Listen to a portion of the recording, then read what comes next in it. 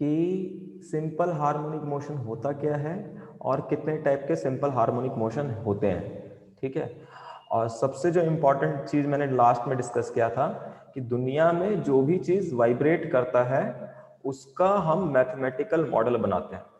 उस mathematical model के अंदर ये तीन टाइप के हम एलिमेंट्स लगाते हैं। एक रीस्टोरिंग एलिमेंट लगाते हैं, एक डैम्पिंग एलिमेंट लगाते हैं, दूसरा होता है इनर्शियल एलिमेंट। रीस्टोरिंग एलिमेंट बताता है उस सिस्टम के अंदर ऐसा कोई फोर्स होगा जो उसको अपने पोजीशंस के ऊपर, उस सिस्टम को जब वो वाइब्रेट कर रहा होगा तो उसको अपने मीन पोजीशन पे रिस्टोर करने की, उसको उसी पोजीशन पे, मीन पोजीशन पे रिस्टोर करने की कोशिश करेगा। और डैम्पिंग एलिमेंट बताता है कि कोई भी ऐसा यहाँ पे चीज होगा जो कि एनर्जी को डेसिपेट कर रहा होगा हीट के फॉर्म में, उसको रिप्रेजेंट करने के लिए हम लोग डैम्पिंग एलिमेंट लगाते हैं। वहां पे मैंने डैम्पिंग फोर्स बताया था, ये होता है damping force directly proportional to the velocity of the object. Yes, ये मैकेनिकल सिस्टम है, ठीक है। इलेक्ट्रिकल सिस्टम हम डिस्कस नहीं कर रहे हैं, इलेक्ट्रिकल सिस्टम में ये कुछ और हो जाता है। ओके, नाउ कुछ सिंपल एग्जांपल देखते हैं, जैसे कि स्प्रिंग ब्लॉक सिस्टम है ना। पहला हम स्प्रिंग ब्लॉक सिस्टम के बारे में, simple harmonic motion. Okay, simple harmonic motion में हम लोग स्प्रिंग ब्लॉक सिस्टम के बारे में स्टडी कर रहे हैं। स्प्रिंग ब्लॉक सिस्टम, और हम अभी स्टडी करेंगे सिंपल हार्मोनिक मोशन की। तो स्प्रिंग ब्लॉक सिस्टम का मतलब यहां पर क्या है कि आपके पास एक स्प्रिंग लगा हुआ है और ये एक आपका यहां पर ब्लॉक है, और ये एक सरफेस के ऊपर रखा हुआ है जो फ्रिक्शन लेस है, फ्रिक्शनलेस सरफेस है, and we don't apply any external force on that particular type of system. तो यहां पर कुछ पॉइंट्स ध्यान देना है कि अगर ये स्प्रिंग का लेंथ मतलब ओरिजिनल है, मतलब कि जो इसका ओरिजिनल लेंथ है, इसे हम लोग एल नोड कह देते हैं, इसे कहते हैं original length, original length of spring, हाँ, ऑफ स्प्रिंग। तो मान लो आपका ये ब्लॉक अभी इस पोजीशन पे रखा हुआ है, जब आपका स्प्रिंग का लेंथ क्या है, ओरिजिनल है, तो इस पोजीशन को हम लोग नेचुरल पोजीशन कहेंगे। क्या कहेंगे? नेचुरल पोजीशन कहेंगे। Means it is a position, it is a position where length of the spring is natural, spring is natural। तो इस पोजीशन को हम लोग नेचुरल पोजीशन कहेंगे। एक होता है आपका mean position, mean position word आएगा। मीन पोजीशन का मतलब क्या है? एक ऐसा पोजीशन, मतलब सिस्टम का ऐसा पोजीशन जहां पर, अगर देखो ये ब्लॉक यहां पे रखोगे तो यहां पर कोई भी फोर्स अभी इसके ऊपर एक्ट नहीं कर रहा होगा। मींस नेट फोर्स इस सिस्टम के ऊपर क्या एक्ट कर रहा होगा? जीरो। सो मीन पोजीशन क्या है? It is a position, it is a position of the system where net external force acting on the system, net force, you can say net force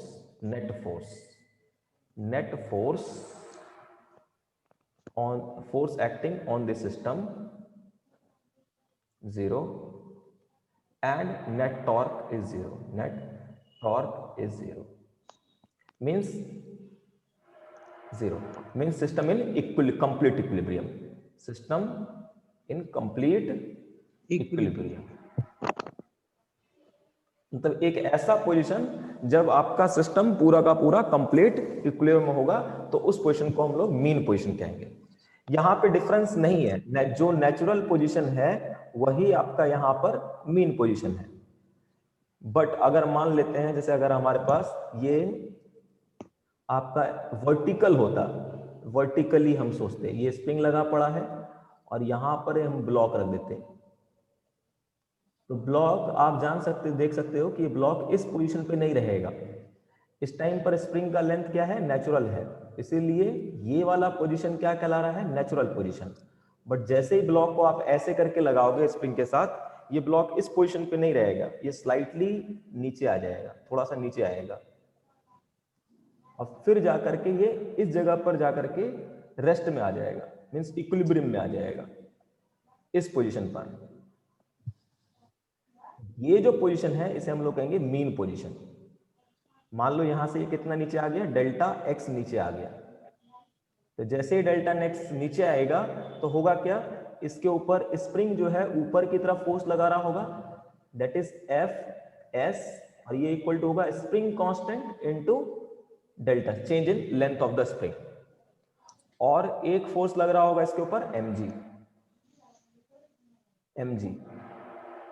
तो जब ये net force इस block के ऊपर 0 हो जाएगा, means k into delta x equal to mg हो गया, तो हम इस पोजीशन को क्या कहेंगे, ये जो डेल्टा एक्स ये बताएगा यहां से इतने डिस्टेंस के ऊपर आपको ये वाला पोजीशन मिलेगा, तो इसे कहते हैं mean position. Okay, any problem? No sir. हाँ, so any system produce vibration, very important, any system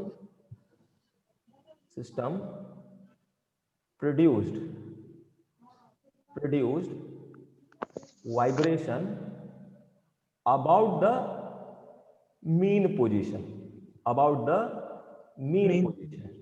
means what, कि ये जो ब्लॉक ऑक्सीलेट करेगा, जैसे मैं इसको इधर लेकर के जाऊं और इसे छोड़ने की कोशिश करूंगा, तो ये कौन से पोजीशन पे आने की कोशिश करेगा, always toward the mean position पे आने की कोशिश करेगा। मतलब हम जैसे ब्लॉक को यहां लेकर के गए और इसको छोड़ देंगे यहां से जाकर के, तो ये ब्लॉक आना किधर की तरफ चाहेगा, always try to move toward the mean position. Means हम अगर डिस्टर्ब करेंगे तो कहां पे, ये अगर इस सिस्टम को डिस्टर्ब कर देते हैं तो हम ये सिस्टम वहां पर आना चाहेगा जहां पर मीन पोजीशन है।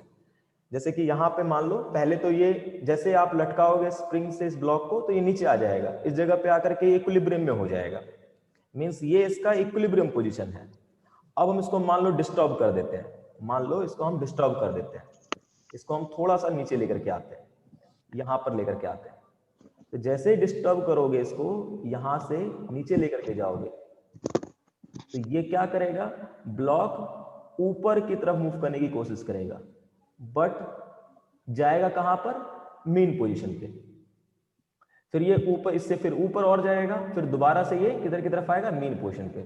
मींस ये जो वाइब्रेशन हो रहा है इस ब्लॉक का, वो इस पोजीशन के अबाउट नहीं होगा, वो होगा मीन पोजीशन के अबाउट, क्योंकि ये हमेशा इक्विलिब्रियम में, कोई भी चीज क्या रहना चाहता है, इक्विलिब्रियम में रहना चाहता है, क्योंकि ये स्टेबल पोजीशन होगा इसका। ठीक है, तो हम जब भी इसको डिस्टर्ब करेंगे तो ये दोबारा से उसी पोजीशन पे आने की कोशिश करेगा, कहां पर, मीन पोजीशन पे। इसलिए जो वाइब्रेशन होता है वो मीन पोजीशन के क्रॉसपोंडिंग होता है। ठीक है, यस सर। पोजीशन के corresponding, very important. Any system is produce vibration about the mean position, means system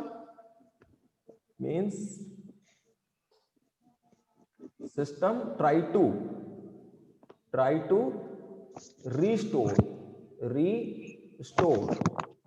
its mean position. So you can see one thing is very important. If this is going to be vibrate, so what happened? You can say its position means position from the mean position.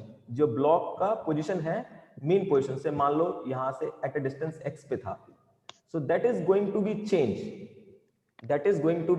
change with respect to the time. तभी हम motion में कह सकते हैं, means x become a function of time, means यहां पर position जो है वो आपका टाइम के साथ चेंज कर रहा होगा।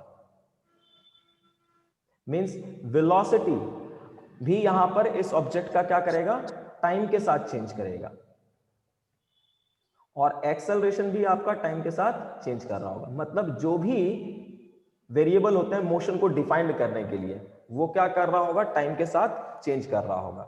बट ये रिपीटिंग है, क्योंकि मैं बोला simple harmonic motion means vibrating है, तो ये इनकी वैल्यू जो है, ये पोजीशन जो होगा, यहां से ये गया पहले, इसको इस तरफ लेकर के गए, जैसे छोड़ेंगे तो ये दोबारा इधर आएगा, फिर ये इधर जाएगा, ऐसे करके होता रहेगा आगे पीछे।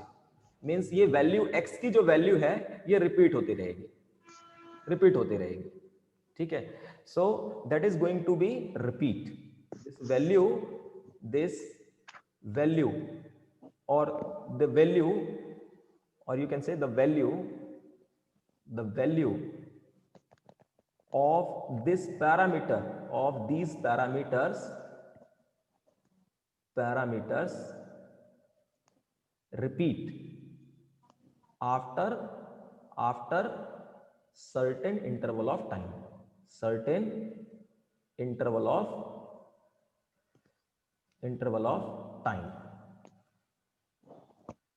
interval of time,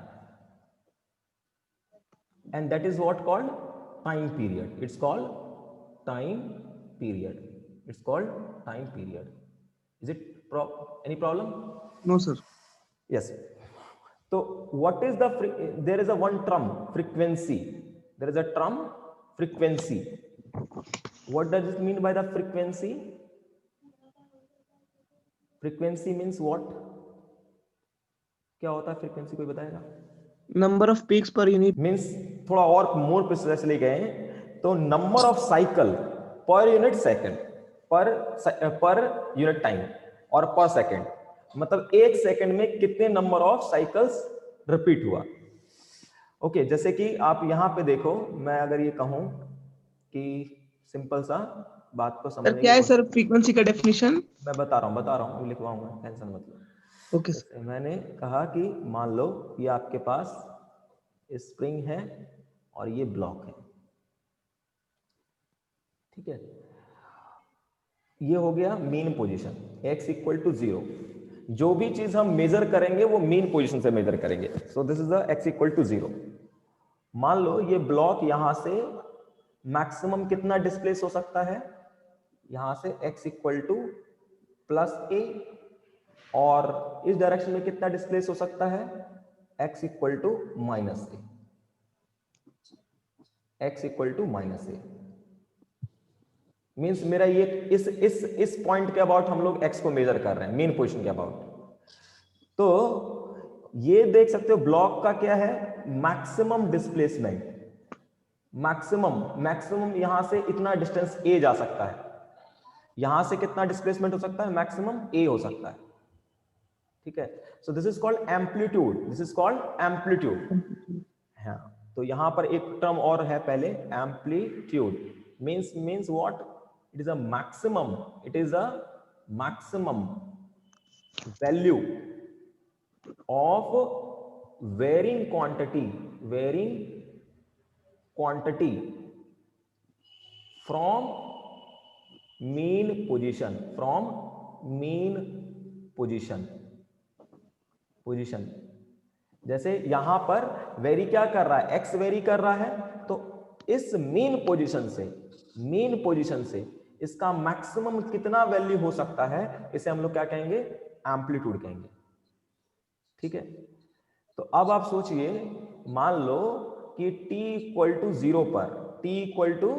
0 पर ये यहां पर था, तो ये यहां से पहले यहां जाएगा, फिर वापस यहां पे आएगा, और फिर यहां पे जाएगा, फिर वापस यहां पे आएगा, समझे। पहले ये गया इधर, फिर आया ये इधर की तरफ, फिर इधर से ये जाएगा इधर की तरफ, और ये इधर से इधर की तरफ आया, तो ये एक साइकिल बन गया।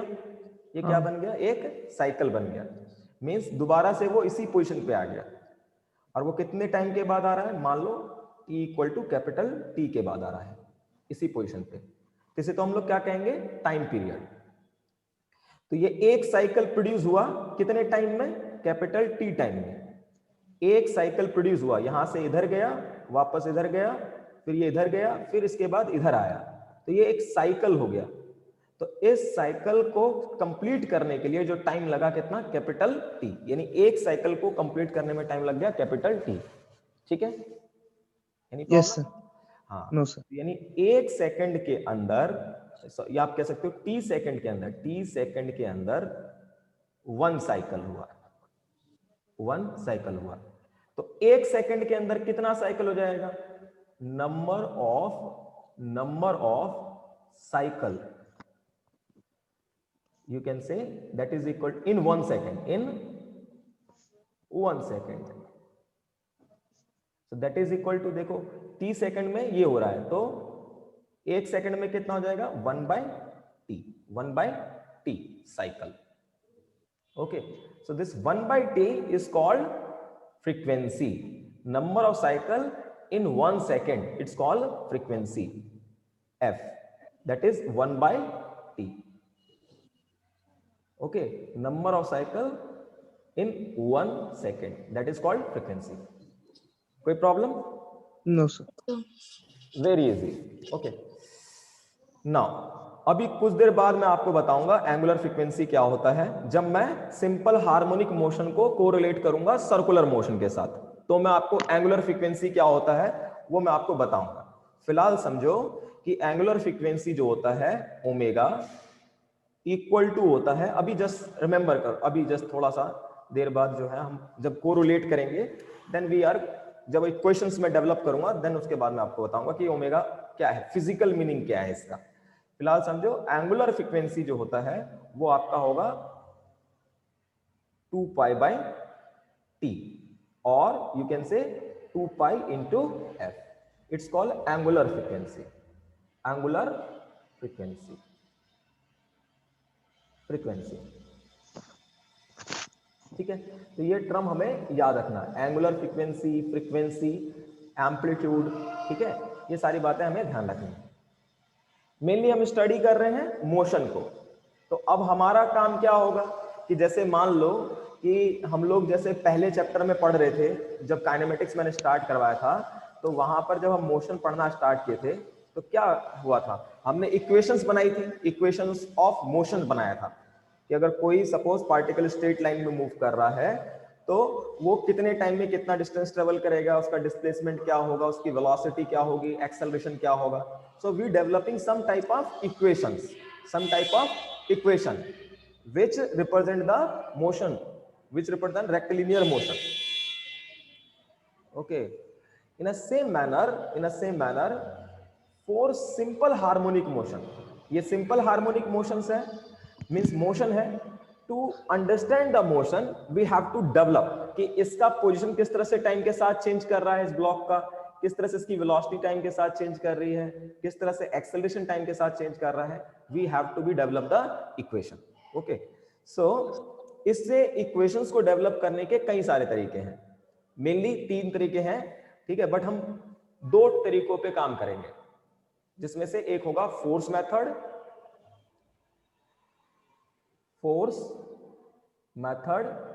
और दूसरा मेथड क्या होगा, एनर्जी मेथड,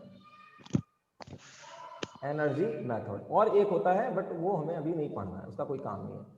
2 ही मेथड से हम क्या करेंगे, इस 2 मेथड से इक्वेशन डेवलप करने की कोशिश करेंगे। ये जो सिंपल हार्मोनिक मोशन है, ये जो मोशन कर रहा है, सिंपल हार्मोनिक मोशन कर रहा है, तो पोजीशन किस तरह से टाइम के साथ चेंज कर रहा है, वेलोसिटी किस तरह से टाइम के साथ चेंज कर रहा है, एक्सेलरेशन टाइम किस तरह से चेंज कर रहा है, इसके लिए हम क्या कर रहे हैं, 2 मेथड के थ्रू इन मोशन, इसके मोशंस, इस पैरामीटर्स को फाइंड करने की कोशिश करेंगे कि how its change with respect to the time. तो पहले हम फोर्स मेथड देखते हैं, फोर्स मेथड सिंपल है, वेरी सिंपल। अगर आप यहां पे देखो कि अगर मैं सपोज स्प्रिंग ब्लॉक सिस्टम की बात करता हूं, स्प्रिंग ब्लॉक सिस्टम की बात कर रहा हूं, यहां पर ऐसे करके मैं वर्टिकल वाला करता हूं, हॉरिजॉन्टल वाला आप कर लोगे, तो वर्टिकल वाला मैं करता हूं कि मान लीजिए आपके पास ये एक स्प्रिंग है, ये दूसरा यहाँ पे ब्लॉक लगा दिया हमने, और ये इसका मान लो नेचुरल पोजीशन है, और यहां पर कहीं पे आपको मिलेगा मीन पोजीशन, मीन पोजीशन। और ये जो मिलेगा वो यहां से कितने डिस्टेंस पे मिलेगा, at a distance delta x. और ये डेल्टा एक्स अभी मैंने बताया that is equal to mg upon k, ठीक है, mg upon k. Okay, Yes, sir. Yes. यहां पर ये जो फोर्स इसके ऊपर एक बाहर से लग रहा है, ये जो mg फोर्स लग रहा है, ये एक्सटर्नल फोर्स है ना, ये mg जो है आपका एक्सटर्नल फोर्स है। mg यहां पर एक्सटर्नल, क्योंकि हमारा सिस्टम क्या है, स्प्रिंग और block. So mg is our external force, external force. But ये क्या है, कंजर्वेटिव है, कंजर्वेटिव है, ठीक है। और दूसरा क्या है कि ये जो फोर्स एक तो एक्सटर्नल है और कंजर्वेटिव है, और दूसरी बात क्या है, कांस्टेंट है। वेरी इंपॉर्टेंट, कांस्टेंट है। अभी इस चीज का मतलब समझ में आएगा आपको कुछ देर बाद, थोड़ा मैं जो क्वेश्चन करवाऊंगा तब समझ में आएगा कि सिस्टम के ऊपर फोर्स लग रहा है। ऐसा नहीं है सिंपल हार्मोनिक मोशन में फोर्स नहीं लग सकता बाहर से, सिंपल हार्मोनिक मोशन में बाहर से फोर्स लग सकता है, बट अगर वो फोर्स एक्सटर्नल हुआ, कंजर्वेटिव हुआ और कांस्टेंट हुआ तो फिर कुछ भी मोशन पे फर्क नहीं पड़ने वाला, ठीक है। मींस इस फोर्स की वजह से कुछ भी असर नहीं होने वाला इसके मोशन के ऊपर। बट वहीं पर अगर नॉन कंजर्वेटिव फोर्स होता और या फिर कांस्टेंट नहीं होता, वेरिंग फोर्स होता, तो इसके मोशंस के ऊपर प्रभाव पड़ता। बट कांस्टेंट फोर्स है, कंजर्वेटिव है, तो इसकी वजह से इसके ऊपर कोई भी इफेक्ट नहीं पड़ेगा। अब क्या करते हैं, मान लेते हैं हमने ब्लॉक को यहां से मेन पोजीशन से स्मॉल डिस्टेंस x के ऊपर मूव कराया, मतलब हमने इसको डिस्टर्ब करा। कैसे भी हो गया होगा डिस्टर्ब, आई डोंट नो कैसे हुआ, बट हो गया, कोई भी वजह होगी डिस्टर्ब हो गया। मींस हमने इसको यहां से x डिस्टेंस पे डिस्प्लेस कराया। तो जैसे डिस्प्लेस कराओगे होगा क्या, इसके ऊपर एक रीस्टोरिंग फोर्स एक्ट करने लग जाएगा, दैट इज Fs।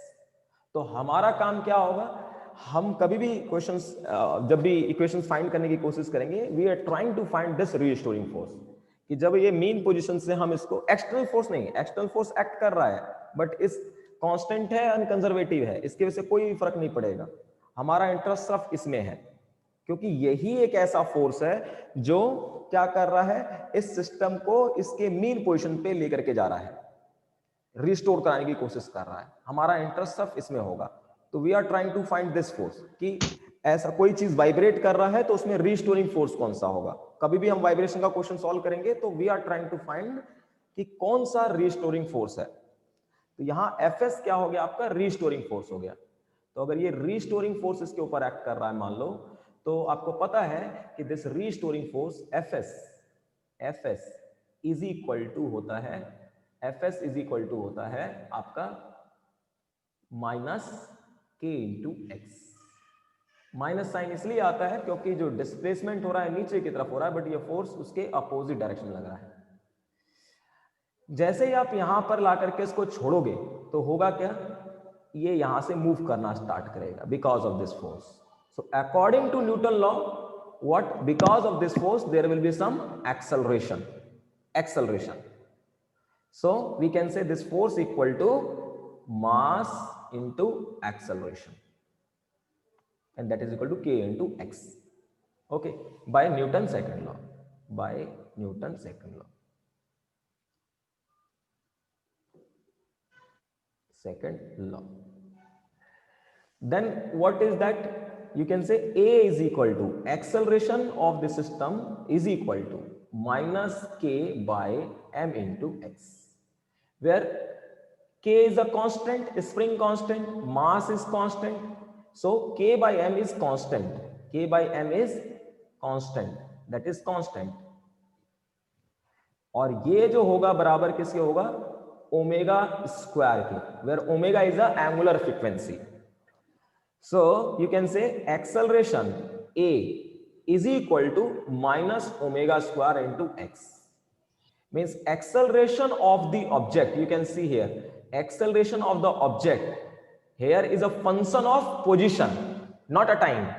means जैसे जैसे x चेंज करेगा वैसे वैसे acceleration जो है ऑब्जेक्ट का चेंज करेगा, but how it is directly proportional to x minus x.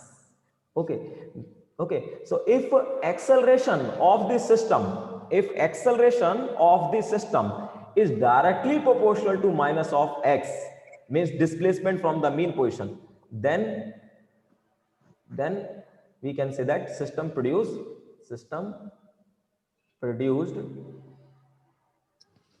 simple harmonic motion.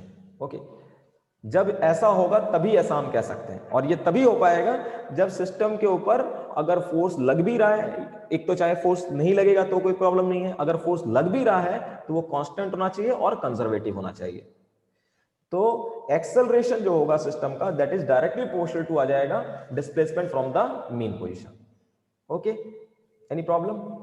No sir. No sir. Okay, हाँ, अब यहां पर एक और इंपॉर्टेंट चीज है. Now what is, you can write acceleration as, acceleration होता है dv by dt and that is equal to minus omega square into x. d by dt इसी को हम लोग लिख सकते हैं क्या, dx by dt माइनस में is equal to minus omega square into x. तो दो बार डिफरेंशिएट कर रहे हैं इसीलिए इसको लिखेंगे double derivative, D square x by D T square. इसे कहते हैं डबल डेरिवेटिव. डबल डेरिवेटिव मतलब दो बार डिफरेंशिएट करना है x को of x, that is equal to minus omega square into x. So you can see here, if अगर आप इसको इस तरह लेकर के आओगे तो ये आ जाएगा आपका D square x by D T square plus में omega square into x equal to 0. So this is what? A differential equation. It's called differential equation. Differential equation. क्योंकि देखो डिफरेंशिएशन इन्वॉल्व है, बट मैक्सिमम कितने बार differentiation हुआ है x का? 2 बार हुआ है, इसीलिए कहेंगे इसे second order differential equation. Means अगर x को आप एक बार डिफरेंशिएट करते, जैसे मैं ये लिखता dx by D T plus में omega into x equal to 0, तो इस is called first order differential equation.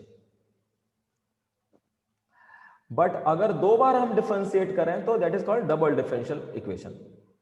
ऐसे 1 बार 2 बार ऐसे करके कहेंगे double differential equation. Correct? Any problem? Yes. So if a system produce simple harmonic motion, then we got this type of differential equation. Okay, this type of differential equation when any system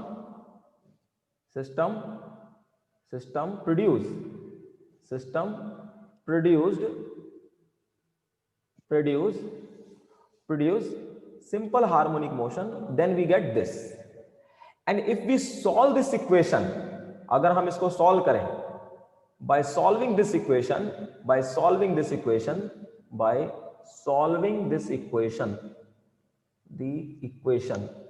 you can find x is a function of time and velocity as a function of time and acceleration as a function of time.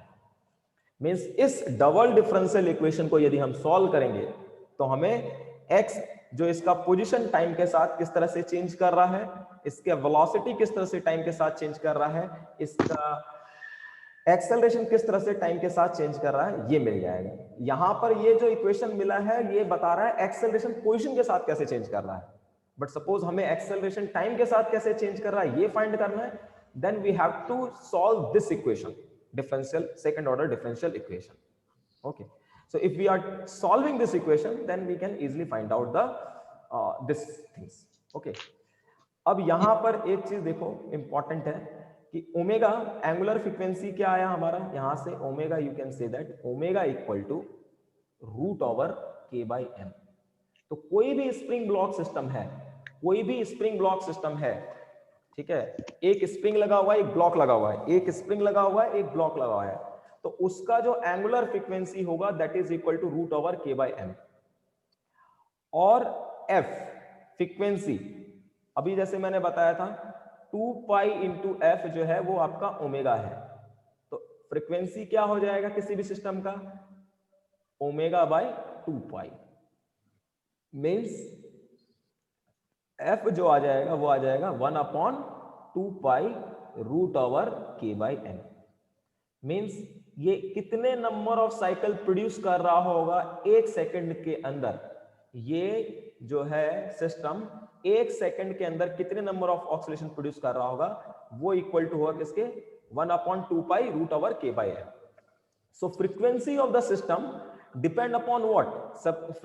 Frequency of this spring block system is actually depend upon the spring constant, is depend upon spring constant and mass, means inertia of the system.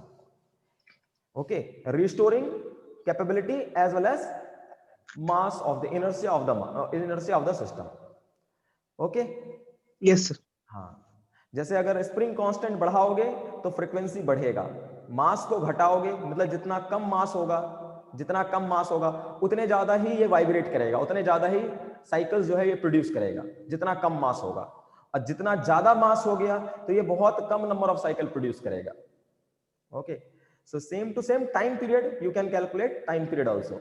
So time period of this system is equal to time period, you know that time period is 1/f. So this is equal to 2 pi root over m by k.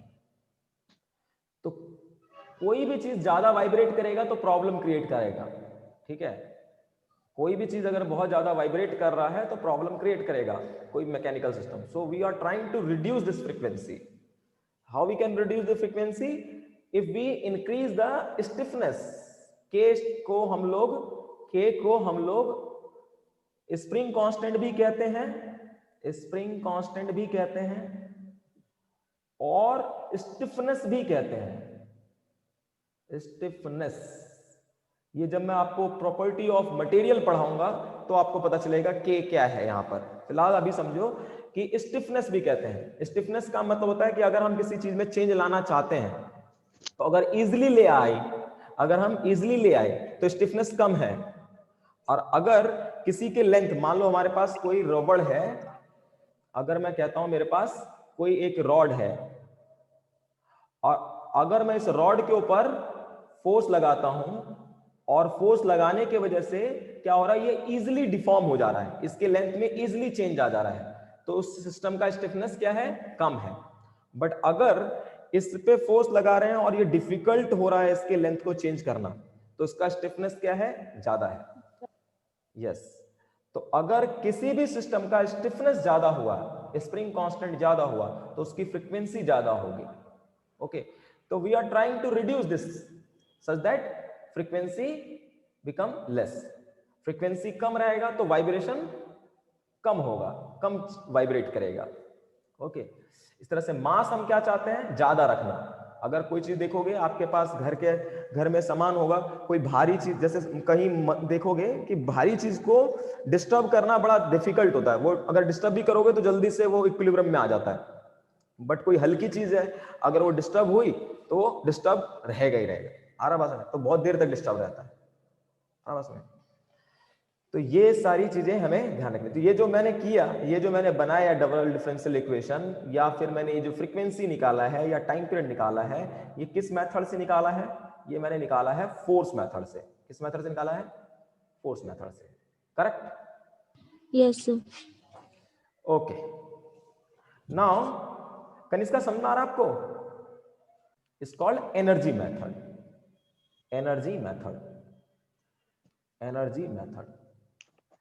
As I discussed in last class, what I discussed, if a system produce simple harmonic motion, if a system produce simple harmonic motions, then energy of the system, total energy of the system is constant. Total energy of the system is constant. Means if any system produce simple harmonic motion, if any system produced produced simple harmonic motion, then total energy means total mechanical, अगर mechanical system है तो mechanical energy, अगर electrical system है तो total electrical energy, total mechanical energy. Here I discuss mechanical system, spring block rod वगैरह देखेंगे, तो total mechanical energy की बात करेंगे यहाँ पे। Total mechanical energy is constant. Okay, means अगर कोई चीज वाइब्रेट कर रहा है तो कॉन्टिन्यूसली वाइब्रेट करता ही रहेगा, क्योंकि उस सिस्टम का एनर्जी खत्म नहीं हो रहा। अगर एनर्जी खत्म होता जाएगा तो वो चीज जल्दी से ही क्या कर जाएगा, वाइब्रेट करना बंद कर जाएगा, है ना? Yes sir. Yes.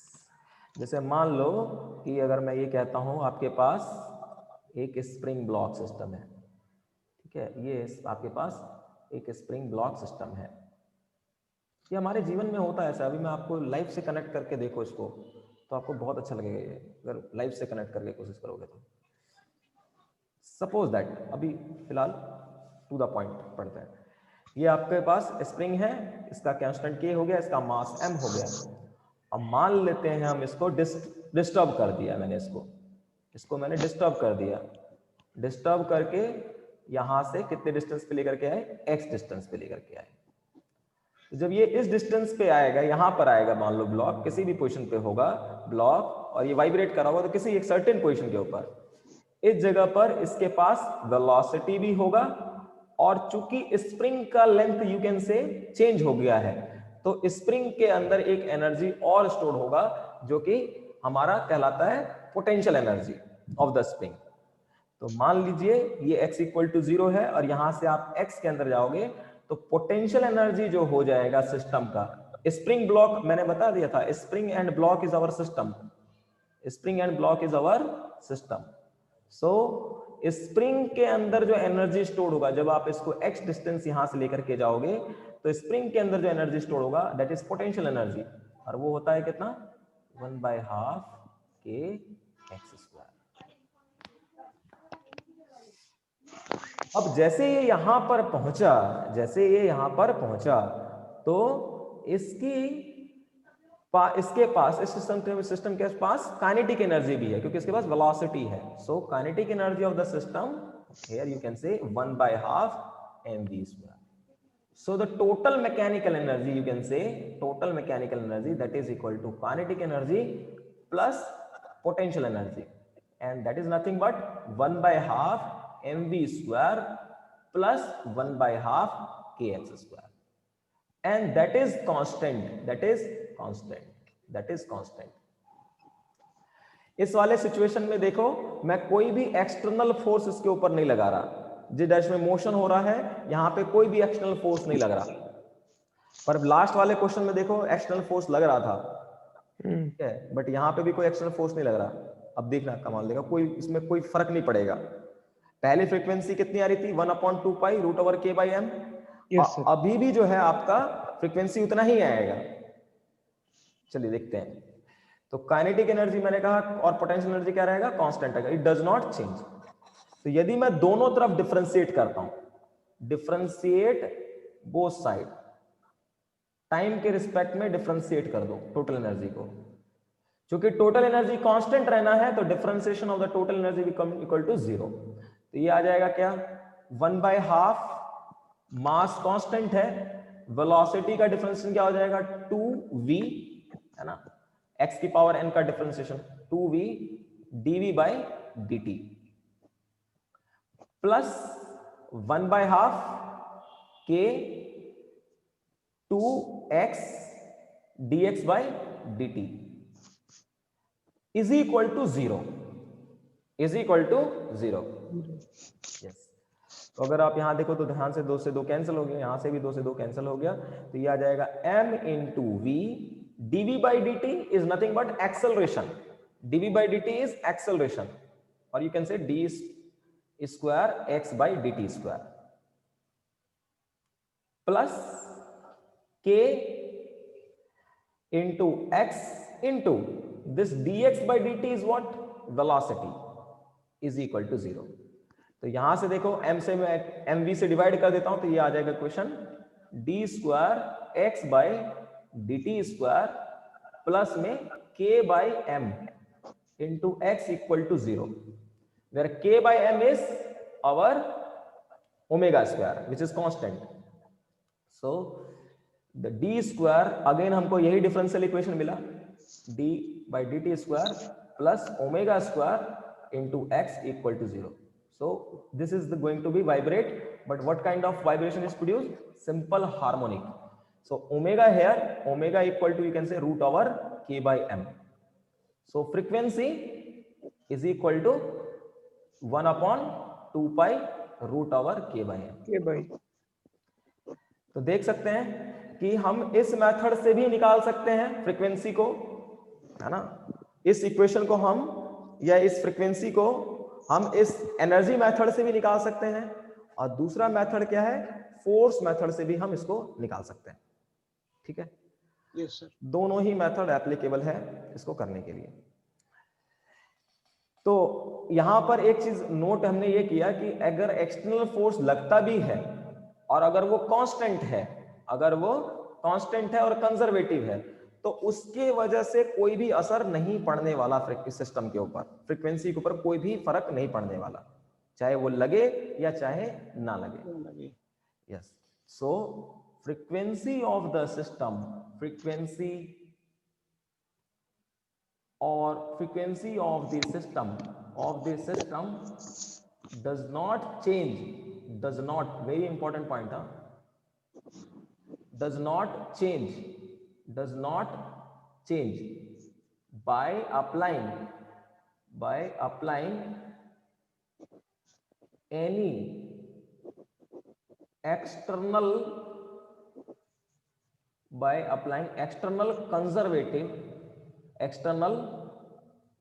conservative force. Okay, yes. So this is very important. But what about the, क्या फिर चेंज क्या होगा, कुछ तो चेंज आएगा जरूर, अगर एक्सटर्नल फोर्स लग रहा है तो कुछ चेंज आएगा जरूर। क्या आएगा? मीन पोजीशन यहां पर देखो, पहले यहां पर एक्सटर्नल फोर्स नहीं लग रहा था तो नेचुरल पोजीशन और मीन पोजीशन एक ही जगह पे है, बट अगर फोर्स लग रहा है तो नेचुरल पोजीशन और मीन पोजीशन अलग हो गया। Means mean position will change, but mean position of the system change,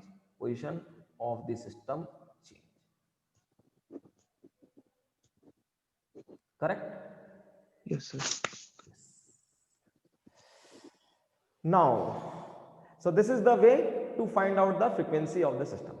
Now our task is to find, मेरा काम क्या था कि ये वेलोसिटी बताना, एक्सेलरेशन बताना और पोजीशन बताना। तो वो मैंने क्या कहा कि जब आप इस डिफरेंशियल इक्वेशन को सॉल्व कर दोगे तो ही आपको ये इक्वेशंस मिल सकती है। ठीक है,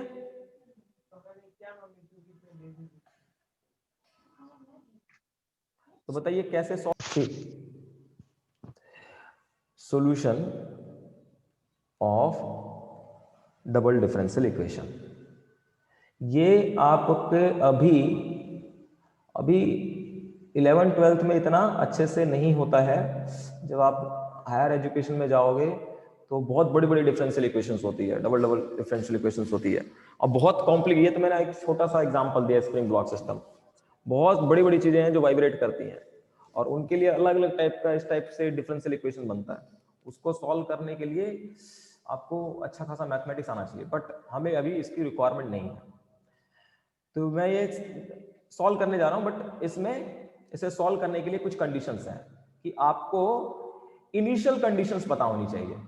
मतलब व्हाट, कि जैसे मैंने कहा कि ये स्प्रिंग ब्लॉक सिस्टम है, स्प्रिंग ब्लॉक सिस्टम है, और ये क्या करेगा, वाइब्रेट करेगा। तो ये इक्वेशन बनेगी d square by D T square plus omega square into x equal to 0। हमारा काम है इस इक्वेशन को सॉल्व करना. But how we can solve this equation? If we know the, we can solve this equation. We can solve this equations if we know the, if we know initial conditions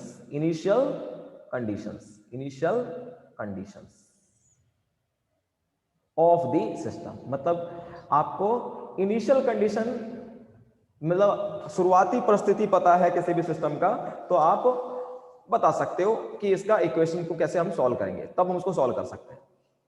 initial condition से मतलब क्या है कि जब से हम calculation start करेंगे, means at t equal to 0. Initial condition से मतलब क्या है कि at t equal to 0 you know something, but what you can know? any two things. Why we require two things? Because you can say here there are two times, यहां पर 2 बार differentiation हुआ है x का. यदि एक बार differentiation होता तो हमें एट t इक्वल टू 0 पे सिर्फ एक चीज का पता होना जरूरी था, बट यहां पर चूंकि 2 बार डिफरेंशिएशन हुआ है, इसीलिए हमें कम से कम 2 t इक्वल टू 0 पे 2 क्वांटिटी के बारे में पता होना चाहिए. At least two quantities known. अब जो ये मोशन कर रहा है तो कौन सी क्वांटिटी चेंज कर रहा है? x चेंज कर रहा है, x वेलोसिटी चेंज कर रहा है, और एक्सेलरेशन चेंज कर रहा है टाइम के साथ. तो इन तीन में से कोई 2 चीजों के बारे में पता होना चाहिए t इक्वल टू 0 पे. मतलब t इक्वल टू 0 पे इनमें से दो चीजों के बारे में बताना चाहिए कि इनकी वैल्यू क्या है, तभी तो हम इस इक्वेशन को सॉल्व कर सकते हैं, अदरवाइज नहीं सॉल्व कर सकते. तो मान लेते हैं कि हमें पता है कि at t equal to 0 known, यानी xt में से from, you can say known, at least from, यहां लिख देता हूं, from xt vt and ut. तो मान लीजिए मुझको पता है कि t इक्वल टू 0 पे ये जो सिस्टम था वो मीन पोजीशन पे था. कहां पे था? मीन पोजीशन पे था. मींस x इक्वल टू 0 था. यानी ये एक चीज पता है मुझको कि मीन पोजीशन पे जब रहेगा ये ब्लॉक, तो यहां पर इस ब्लॉक की वेलोसिटी 0, इसका पोजीशन क्या होगा, ये x इक्वल टू क्या होगा, 0 होगा. दूसरा भी कंडीशन मुझको पता है, मान लेते हैं, not, you can say initial condition से बेटर है कि यू कैन से कोई भी two conditions, any two conditions, और सिंपल यू कैन से, ठीक है ये भी सही है, इनिशियल कंडीशन भी, but you can say other, if you know other conditions then you can also solve that. Okay, at least 2 और अदर कंडीशंस. जैसे मान लो कि मुझे t इक्वल टू 0 पे नहीं पता है, किसी और टाइम पे पता है, या किसी दूसरी जगह पे. जैसे ये ब्लॉक अगर इसको तुम यहां से लेकर के जाओगे तो ये इधर की तरफ जाएगा, और यहां से मैक्सिमम डिस्प्लेस्ड होगा, और मैक्सिमम जब डिस्प्लेस्ड होगा यहां पर जाएगा, पहुंचेगा, यहां पर जब पहुंचेगा, यहां पर जो पहुंचेगा, यानी कि जब x इक्वल टू क्या हो जाएगा, प्लस a हो जाएगा, मतलब मैक्सिमम डिस्प्लेसमेंट हो गया ब्लॉक का. तो यहां पर जाकर के देखो, इससे आगे ब्लॉक इधर की तरफ तो जा नहीं रहा होगा, इससे आगे ब्लॉक नहीं जाएगा. तो इस सिचुएशन पे आकर के, यहां पर आकर के ब्लॉक क्या आएगा, थोड़ी देर के लिए रेस्ट में आएगा. v इक्वल टू यहां पे क्या हो जाएगा, 0. मीन एट एक्सट्रीम पोजीशन, इसे एक्सट्रीम पोजीशन कहते हैं, एक्सट्रीम पोजीशन यू कैन से वेलोसिटी जब x इक्वल टू क्या हो गया, प्लस a हो गया, तो यहां पर आकर के वेलोसिटी आपका क्या हो गया है, 0 हो गया. वेलोसिटी क्या हो गया है, 0 हो गया. So you know about 2 things, एक ये वाला कंडीशन आपको पता है, और एक ये कंडीशन है कि एक्सट्रीम पोजीशन पे ये ब्लॉक किस पे आ जाएगा, रेस्ट में आ जाएगा. बट इस पोजीशन पे जब पहुंचेगा ब्लॉक, तो देखो एक्सेलरेशन 0 नहीं होगा, एक्सेलरेशन अंदर की तरफ होगा, क्योंकि मैंने अभी आपको बताया है एक्सेलरेशन इक्वल टू होता है -ω² इंटू x, और यहां x क्या है, x है ब्लॉक का displacement from the mean position. तो जब ब्लॉक यहां से यहां पहुंच गया तो डिस्प्लेसमेंट कितना हो गया ब्लॉक का मीन पोजीशन से, that is capital A, that is capital A, यानी x equal to capital A. तो इस पोजीशन पे यानी at extreme position, at extreme position, extreme position you can say acceleration जो हो गया वो क्या हो गया minus omega square into A हो गया, and that is not zero, but velocity क्या हो गया जीरो, और x इक्वल टू क्या हो गया प्लस ए। और ये जो x, आप ये देखो एक्सेलरेशन जो है वो डायरेक्टली प्रोपोर्शनल किसके है, x के है। तो जितना ज्यादा वैल्यू होगा x का उतना ही ज्यादा एक्सेलरेशन होगा। तो सबसे ज्यादा एक्सेलरेशन कहां पे मिलेगा आपको, इस पोजीशन पे मिलेगा, एक्सट्रीम पोजीशन पे मिलेगा। This is a maximum acceleration, you can से maximum acceleration. So we get maximum acceleration, we get maximum acceleration at extreme position, और velocity वहां पर क्या होगा एक्सट्रीम पोजीशन पे जीरो, डिस्प्लेसमेंट क्या हो गया मैक्सिमम हो गया। ठीक है, तो ये अगर हम कोई भी दो कंडीशन जानते हैं, दो जगह पे कंडीशन जानते हैं, जैसे यहां पे जान रहे हो और यहां पे जान रहे हैं, then we are able to solve this equation. Okay, Yes, sir. Yes, sir. Yes. अब मैं इसको सॉल्व करता हूं, ठीक है ना, इसको इस तरफ लेकर के जाओ, तो ये क्या हो जाएगा d square x by D T square is equal to minus omega square into x. और इसको हम ऐसे भी लिख सकते हैं d v by D t is equal to minus omega square into x. इसी को मैं थोड़ा और अरेंज करके लिखता हूं, dv अपॉन में इसको मैं लिख सकता हूं dx into dx by dt लिख सकता हूं, ऐसे लिख सकता हूं, कोई प्रॉब्लम है? नहीं सर। No, sir. हाँ, अब देखो dx बाई dt क्या है, वेलोसिटी है, तो मैं ये हो गया वेलोसिटी, तो v into dv by dx is equal to minus omega square into x. मैं v into d v equal to लिख सकता हूं minus omega square into x into d x, लिख सकता हूं। Yes, sir. Yes, sir. हाँ, अब मैं दोनों तरफ इंटीग्रेट कर रहा हूं, तो आपको पता है x इक्वल टू जीरो पर, x इक्वल टू जीरो, जब x इक्वल टू सपोज नहीं ऐसे x इक्वल टू जीरो नहीं, आपको वेलोसिटी पता कहां पे है, x इक्वल टू प्लस ए पे पता है, x इक्वल टू प्लस ए पे पता है, कितना हो जा रहा है जीरो हो जा रहा है, यानी x इक्वल टू प्लस ए पर, x इक्वल टू प्लस ए पर वेलोसिटी क्या हो जा रहा है आपका जीरो। बट किसी और पोजीशन पर, किसी और पोजीशन पे, किसी दूसरे पोजीशन पे वेलोसिटी जीरो नहीं होगा, सिर्फ जीरो कहां पे होगा वेलोसिटी, ये बहुत इंपॉर्टेंट चीज है, वेलोसिटी सिर्फ जीरो कहां पे होगा, एक्सट्रीम पोजीशन पे होगा, है ना, at extreme position means at x equal to plus A, या फिर यू कैन से, और दूसरा एक्सट्रीम पोजीशन कहां पे मिलेगा, नेगेटिव में मिलेगा, यहां पर मिलेगा, यहां पर, यानी X इक्वल टू माइनस ए, हाँ माइनस ए पे, x इक्वल टू माइनस ए पे वेलोसिटी फिर से आपका क्या हो गया जीरो, बट एक्सेलरेशन हो जाएगा ओमेगा स्क्वायर इंटू ए, अगेन मैक्सिमम। तो ये बात ध्यान रखना है, क्योंकि क्वेश्चन सॉल्व करेंगे आएगा, ये सब पूरा थ्योरी आएगा। नाउ अब मैं इसको इंटीग्रेट कर रहा हूं, तो इसका इंटीग्रेशन क्या हो जाएगा, v स्क्वायर, इसका हो जाएगा integration v square upon 2, limit put करेंगे v इक्वल टू जीरो से लेकर के v तक, ये तो इंटीग्रेशन हो जाएगा ना v स्क्वायर, है ना, कोई प्रॉब्लम है इस इंटीग्रेशन में? No sir. हाँ No, sir. Yes. No, sir. अब ओमेगा स्क्वायर क्या है, कांस्टेंट है, बाहर निकाल देता हूं, और इसका इंटीग्रेशन क्या हो जाएगा, x dx का x square by 2, limit put करेंगे x इक्वल टू प्लस ए से x इक्वल टू x तक। Now if you solve this, थोड़ा सा एक बार कैपिटल V पुट किया तो v स्क्वायर बाई 2, एक बार जीरो पुट किया तो minus zero by 2 is equal to minus omega square by 2, और x के बदले x स्क्वायर आ गया और a के x के बाद माइनस प्लस a पुट कर दिया, तो ये माइनस a स्क्वायर आ गया।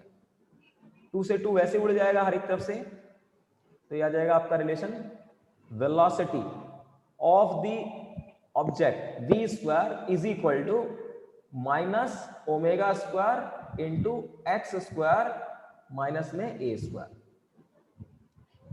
Means v square equal to we can say omega square into a square minus में x square, means velocity of the object is equal to क्या आ जाएगा system, that is omega root over a square minus में x square. Again this is very important formula. Means पहले हमारे पास एक ही relation था, acceleration किस तरह से पोजीशन के साथ चेंज कर रहा था, a equal to omega square था minus omega square into X था। Now you can see we have a velocity and that is also how velocity change with the position. So at different location you get different velocity, at different location you get different acceleration. But अभी भी हमारा गोल पूरा नहीं हुआ है, गोल हमारा था कि टाइम के साथ वेरिएशन निकालना था, कि टाइम के साथ कैसे चेंज कर रहा है। नाउ इसी वेलोसिटी को देखो, मैं ऐसे लिख सकता हूं dx बाय dt लिख सकता हूं, and that equal to omega root over a square minus में x स्क्वायर। कोई प्रॉब्लम? No sir. हाँ, अब अगर इसको थोड़ा सा और सही से लिखें, dx अपॉन में लिख सकता हूं root over a square minus में x square equal to omega into dt। हाँ हाँ, तो अगर ये लिख सकते हैं, अब मैं दोनों तरफ इंटीग्रेट कर दूं, t इक्वल टू 0 पर, t इक्वल टू 0 पर, देखो t इक्वल टू 0 पर, t इक्वल टू 0 पर ये कहां पे था ब्लॉक, x इक्वल टू 0 पर इनिशियल। हाँ initially. So t equal to 0 पर x की वैल्यू क्या हो गई आपकी, 0 हो गई, और at any time t you get position x। ठीक है यस। ना, अब हमें ये इंटीग्रेशन करना है, dx upon root over a square minus x square का इंटीग्रेशन करना है। तो कैसे करें, क्या होगा, कैसे करें? देखो, यदि मैं यहां पर पुट कर देता हूं किसको, a square minus x square को, है ना, या फिर ऐसे करो, एक्स स्क्वायर को मैं क्या पुट कर देता हूं, x को क्या पुट कर देता हूं, a साइन थीटा पुट कर देता हूं। x को मैंने पुट किया, क्या, a साइन थीटा पुट किया। कोई प्रॉब्लम यहां पर? नहीं सर। अगर दोनों dx बाई dt निकालूं, dx बाई डी थीटा निकालूं, तो क्या मिल जाएगा मुझको, a साइन थीटा का डिफरेंशिएशन क्या हो जाएगा, cos थीटा। Cos theta. यानी मैं लिख सकता हूं dx के बदले क्या लिख सकता हूं, a इंटू में cos theta into D theta. कोई problem? No sir. No sir. हाँ, अब अगर इसको मैं थोड़ा ऑरेंज करके और लिखूं, dx के बदले लिख दूंगा मैं a into cos theta into D theta upon में रूट ओवर a स्क्वायर, और x स्क्वायर के बदले हम लोग पुट कर देंगे minus a square sine square theta. Now you can C a cos theta into D theta upon में ये क्या हो जाएगा, a स्क्वायर का रूट क्या आ जाएगा, a आ जाएगा, और 1 माइनस साइन स्क्वायर थीटा क्या हो जाएगा, कॉस थीटा हो जाएगा, है ना। 1 माइनस साइन स्क्वायर थीटा का रूट निकालोगे तो कॉस थीटा आ जाएगा। इसमें कोई दिक्कत है किसी को? No sir. यस, a से a उड़ गया, कॉस थीटा से कॉस थीटा उड़ गया, क्या आया, integration D theta, D theta का integration theta. Now what is that theta? यहां से देखो x इक्वल टू क्या था मेरा, a साइन थीटा था, तो theta equal to sine theta equal to मैं कह सकता हूं x बाय a होगा। तो थीटा इक्वल टू क्या हो जाएगा आपका, sine inverse x by a। कोई प्रॉब्लम? नहीं। तो मैं ऐसे लिख सकता हूं sine inverse x by a। मतलब इसका इंटीग्रेशन क्या आएगा, integration of dx upon root over a square minus x square equal to, आप डायरेक्टली याद रख सकते हो क्योंकि बार बार यूज आता रहता है क्वेश्चंस में, तो साइन इनवर्स x बाई ए होता है। ये आप रख सकते हो, याद तो रख लो, ठीक है, नहीं तो जैसे मैंने किया है वैसे करना पड़ेगा। सर एक बार ऊपर करना सर। बहुत आसान हो गया है, अब सब कुछ कर दिया है। तो मैं यहाँ पे dx by root a square minus x square के बदले sine inverse x by a लिख रहा हूँ। तो ये हो गया sine inverse x by a, limit put करेंगे x इक्वल टू 0 से लेकर के x तक, और यहाँ पे देखो ओमेगा, ये जो ओमेगा है कांस्टेंट है, तो ओमेगा यदि कांस्टेंट है तो बाहर आ जाएगा और dt का इंटीग्रेशन t आ जाएगा, ठीक है। सो ओमेगा इंटू टी आ गया, तो यहाँ पर मैंने लिखा ओमेगा इंटू टी। तो एक बार x पुट करते हैं तो साइन इनवर्स x बाई ए आएगा, एक बार 0 पुट करते हैं तो साइन इनवर्स 0 आएगा, x इक्वल टू 0 पुट करोगे तो 0 आएगा, sine inverse 0 equal to omega t. तो sine 0 is sine inverse, sine 0 कहाँ पे मिलता है, 0 डिग्री पे मिलता है, साइन 0 डिग्री इक्वल टू 0 होता है, तो दिस इज 0। तो sine inverse x by a is equal to आ गया आपका ओमेगा इंटू टी। नाउ तो x by a equal to क्या आ जाएगा, sine omega into t. Now what is the x equal to a sine omega t. तो आखिरकार ये निकल गया कि टाइम के साथ कैसे चेंज करेगा position, x is a function of time, you can sorry function of time, x is a function of time means you can say x equal to a sine omega t, ठीक है। So x is a function of time, जैसे से time change करेगा x भी change करेगा, okay. Yes sir. Velocity निकालना है तो इसी को डिफरेंशिएट कर दो, dx बाई dt, तो ये मिल जाएगा आपको, देखो डिफरेंशिएट करोगे क्या मिलेगा, a into omega cos omega t, this is the velocity, time के साथ फंक्शन ऑफ टाइम। और what is the acceleration, acceleration मिलेगा dv by dt। So if you differentiate again this thing, you get minus a into omega square, a into omega square sin omega t. So here we have acceleration, time, acceleration, displacement and velocity. This is the called equations, this is called equations of simple harmonic motion। Means position भी time के साथ change कर रहा है, acceleration भी time के साथ change कर रहा है और वेलोसिटी भी टाइम के साथ चेंज कर रहा है, okay. So this is our M, क्या, हाँ ये देख सकते हो, मैंने जैसे कहा था कल बताया था सिंपल हार्मोनिक ना, हार्मोनिक, तो मैंने बोला था हार्मोनिक का मतलब क्या होता है कि यदि पोजीशन, वेलोसिटी और एक्सेलरेशन साइन का फंक्शन आ जाए या कोसाइन का फंक्शन आ जाए तो उसे हम लोग हार्मोनिक कहते हैं, इसीलिए इसे हम लोग सिंपल हार्मोनिक मोशन कहते हैं, ठीक है। अच्छा एक चीज अब यहाँ पर लास्ट है थोड़ा सा, इसको फिर हम कल मैथमेटिकली देखेंगे कि इसका मतलब क्या है। फिलहाल समझो कि यदि आपके पास कोई भी स्प्रिंग ब्लॉक सिस्टम है, कोई भी स्प्रिंग ब्लॉक सिस्टम है, तो इसका पोजीशन जो है टाइम के साथ चेंज करेगा, तो हम चाहे तो लिखेंगे a साइन ओमेगा टी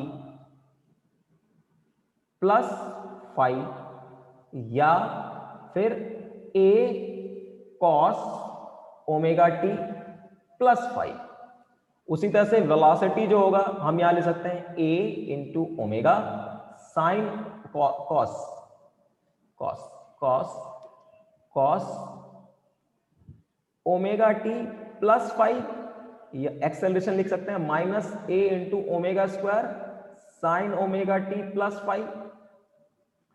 उसी तरह से ये सारी चीजें आएंगी। वेलोसिटी जो होगा यहां पर माइनस, वेलोसिटी जो होगा minus a into omega sine omega t plus five, और एक्सेलरेशन जो आ जाएगा minus a omega square cos omega t plus five.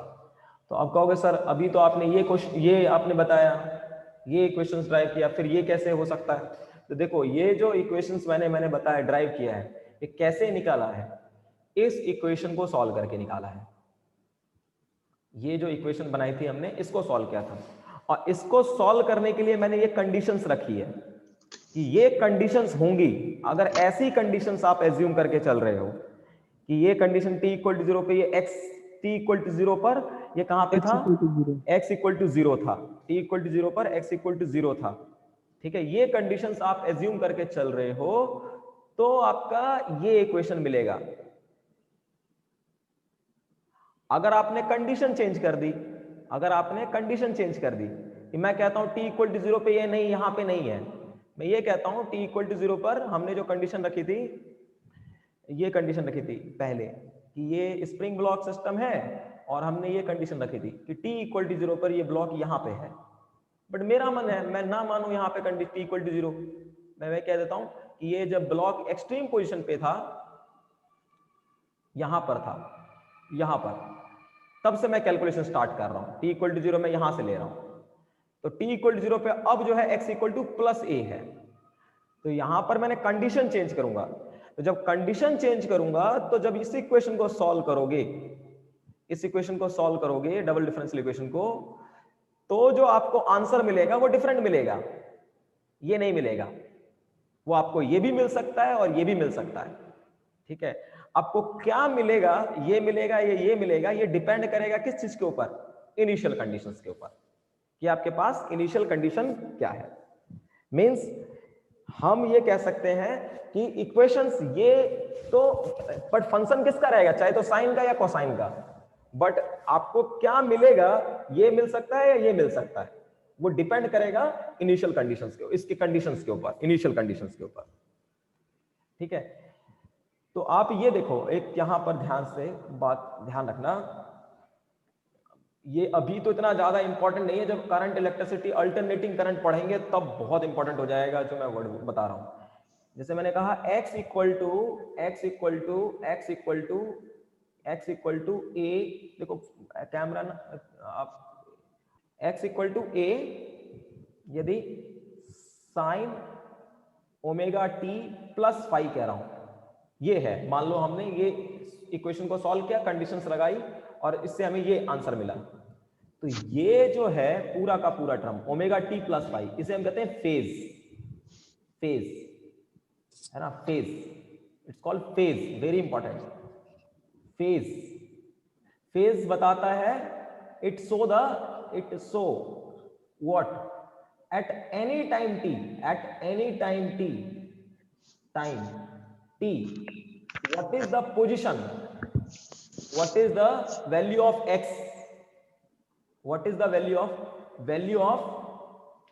of x, v and a, that is called phase। और ये जो फाई है, ये जो फाई मैंने बनाया फाई, इसे कहते हैं phase difference, phase difference, it's called phase difference. Phase difference का मतलब क्या है कि एट t इक्वल टू 0 पर, एट t इक्वल टू 0 पर, एट t इक्वल टू 0 पर value of x means value of x और mean position, what is the mean position. Phase difference बताया एट t इक्वल टू 0 पे what is the mean position, what is the mean position, what is the mean position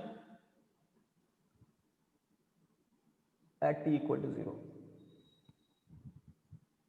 current electricity में बहुत use होगा इसका।